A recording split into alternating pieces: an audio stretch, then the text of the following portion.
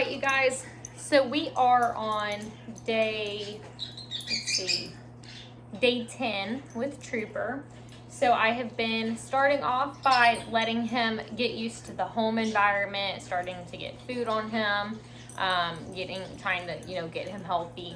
And we've been learning things like our crate is boxed. That's where we go to eat our food because he did have to fight other dogs for food.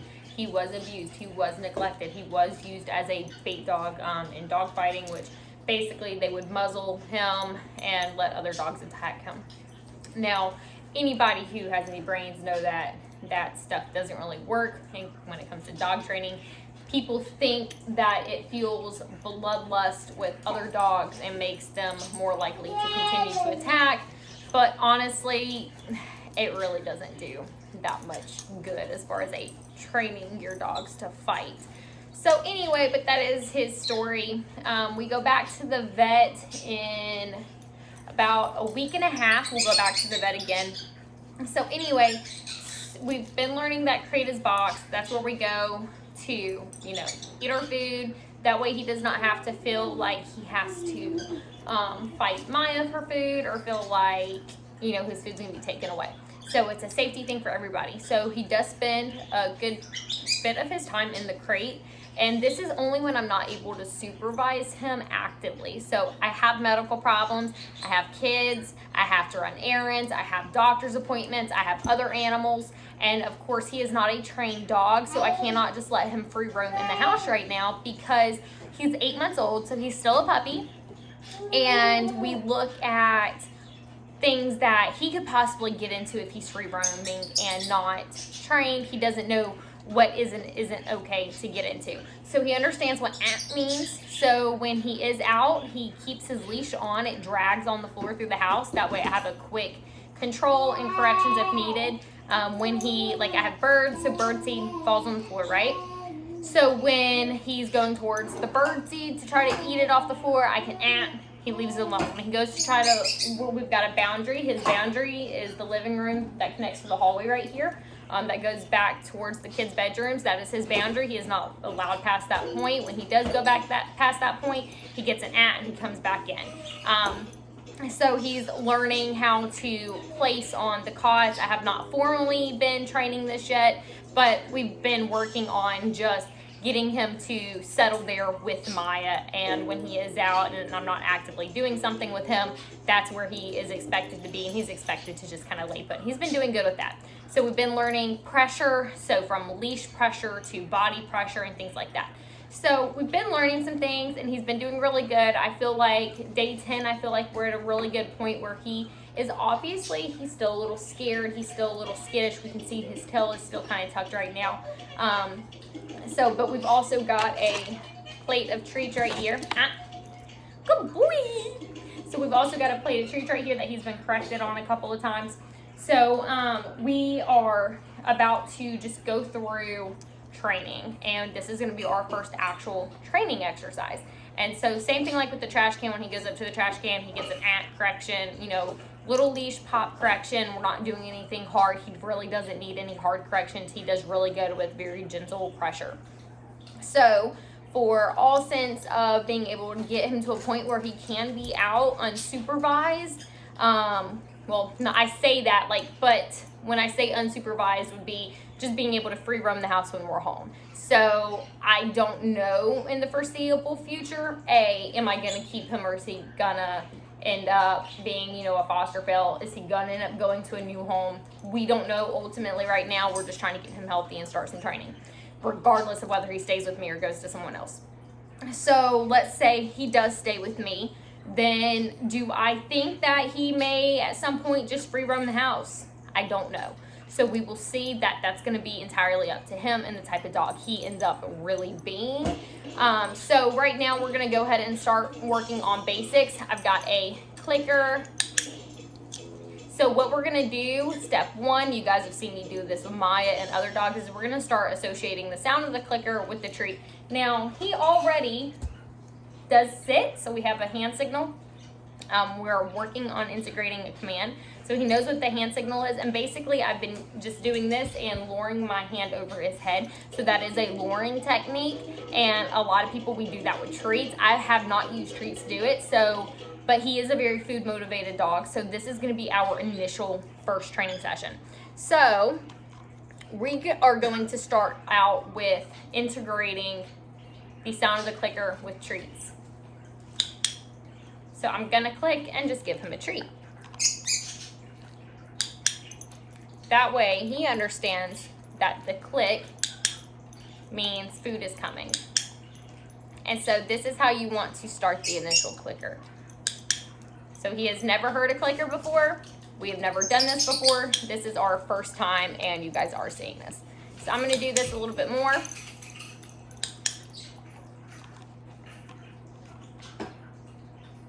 I'm trying to break these in half. Yep, y'all can see Atlas back here. Hi, buddy.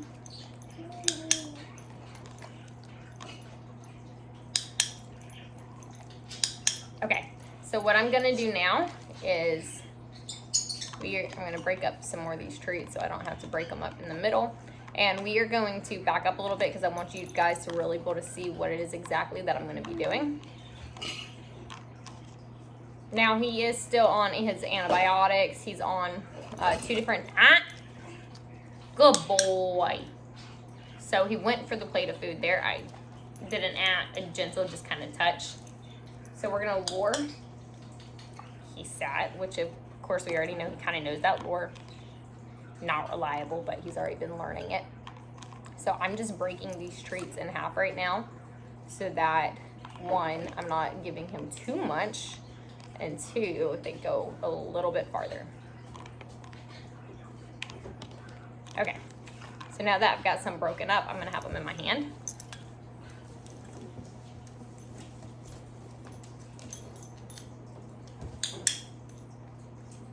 And I'm giving him 1 at a time. So we're gonna start trying to lure into a down. Now I've been doing leash pressure down.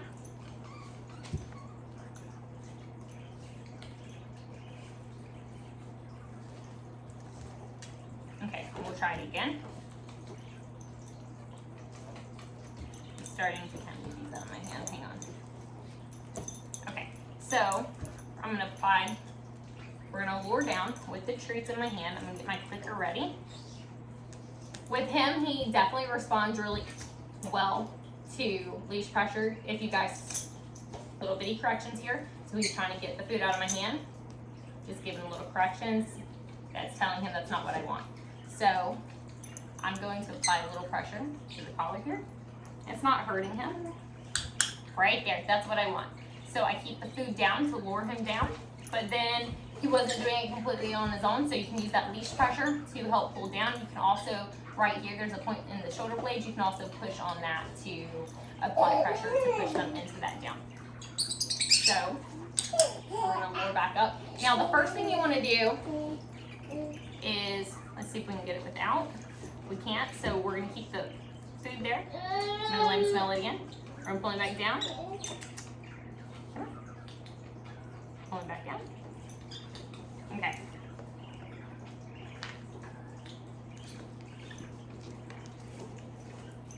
So I'm just gonna hold. And he already knows what this is pretty well, because we've been doing on our cots. So we're gonna come back up. And so what we're trying to do right now is get him used to luring into our positions, and then we'll start adding commands. I'm losing my treats.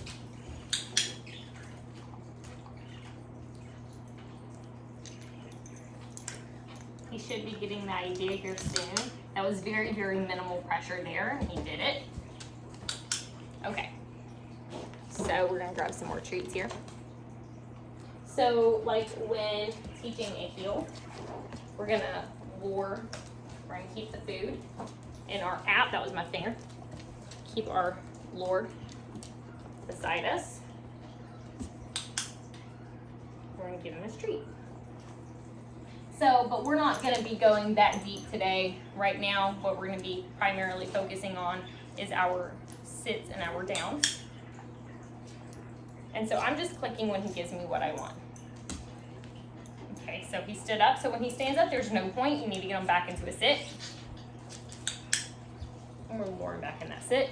We're gonna pull down, apply that little bit of leash pressure. He did it again. I'm not gonna reward him now.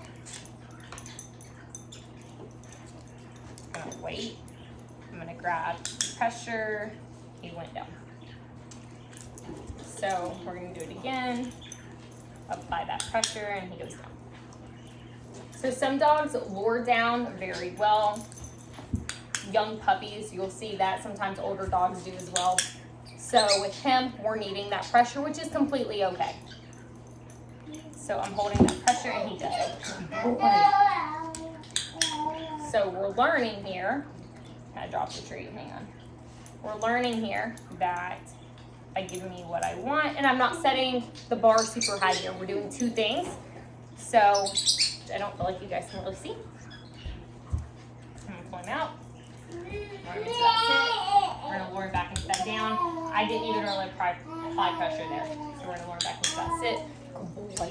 I'm gonna grab a couple more treats.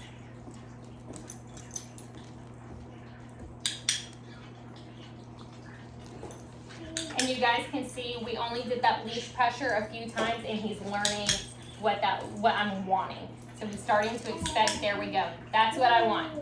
So it's okay to use pressure. So a lot of people are going to be very positive, but I'm going to go ahead and let him have it because he did go down for me.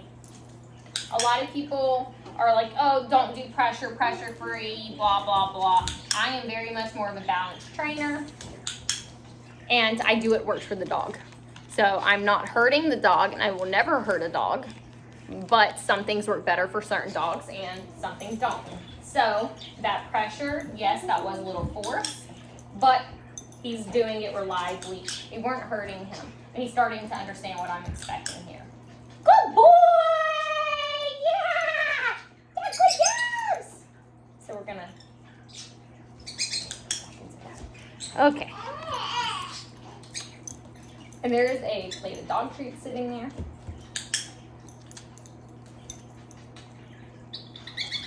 There it is. So you are not, I feel like I need to get even farther away, but you guys really want to sit. Here we go. So I'm clicking as soon as he hits, not before, not after I drop the treat. So our click is our marker. If you don't have a clicker, you can use yes or any type of verbal marker.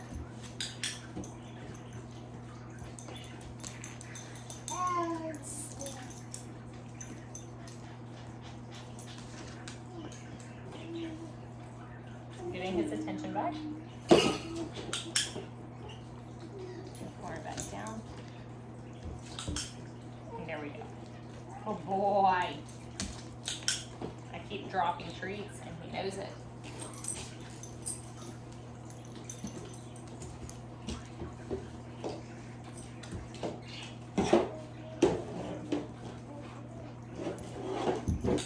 Right there. Good boy. So now I'm just gonna let him get all the treats right here. All right, so there is our very first training session with Trooper, and I hope this helps you guys when y'all are training your dogs. Pressure is okay. Of course, you don't want to do too much pressure. So that little bit of pressure, it helped him go down into the position I was wanting. So now he's looking for more treats. It helped him understand what I was wanting him to go down into, and we've been doing that on our cots, just leash pressure, and to get him to go down onto the cots, and that's been working really good. So he needs a little pressure to learn the position I'm wanting, and that, again, that's okay. It just depends on your dog. Some dogs are going to lure down really easy. Other dogs are going to need that little bit of pressure.